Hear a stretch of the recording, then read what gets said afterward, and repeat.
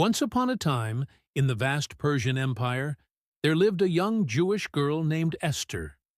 She was kind, humble, and had no idea that one day she would become a queen and save an entire nation. Scene fades to a small, cozy home where young Esther sits with her cousin Mordecai. Esther was raised by her cousin Mordecai because she had lost her parents when she was very young. She grew up in the great city of Susa, but in secret, because she and her people were Jewish, and not everyone liked them. Now, in this kingdom, there was a powerful king, King Xerxes. One day, he decided to find a new queen. Women from all over the empire were brought to the palace. Among them was Esther. She was different. She wasn't royalty.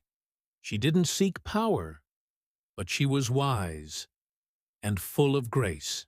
And just like that, Esther was chosen to be queen of Persia. But no one knew she was Jewish, not even the king. Then came trouble. A man named Haman rose to power.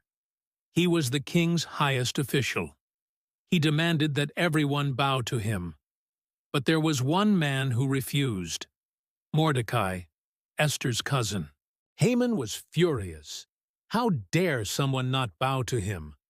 And when he found out Mordecai was Jewish, his anger turned into something much worse.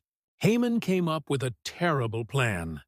He convinced the king to sign a law, one that ordered all the Jews in the kingdom to be killed. When Mordecai heard this, he was devastated. He sent a message to Queen Esther. "You must go to the king and stop this." But Esther was afraid. In Persia, no one, not even the queen, could approach the king without being called. If she went to him without permission, she could be put to death. But then Mordecai sent her a powerful message. "Perhaps you were made queen for this very moment." That was all she needed to hear. After 3 days of prayer and fasting, Esther took a deep breath and stepped into the king's hall. The room fell silent. Would the king be angry? Would he have her removed? But no, he welcomed her. He loved Esther, and he asked, "What do you need, my queen?"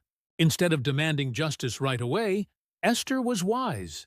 She invited the king and Haman to a special banquet. Haman was thrilled. He thought he was being honored. But Esther had a bigger plan. After another feast, the king again asked, "Esther, what do you wish?" "Anything you ask will be given to you." And this time, she spoke. "My king, someone has plotted to destroy me and my people." "Who would do such a thing?" "This wicked man, Haman." The room was silent. Then the king stormed out in fury. And just like that, Haman's own evil plan turned against him. He was punished, and the Jewish people were saved. Mordecai was given a place of honor, and a new law was written, one that protected the Jewish people. This victory is still remembered today in the Jewish festival of Purim, a time of joy, feasting, and remembering how Queen Esther's courage changed history. So, what can we learn from Esther's story? Sometimes we are placed in situations for a reason. We may be afraid, but like Esther, we must stand up for what is right, even when it's hard. Who knows?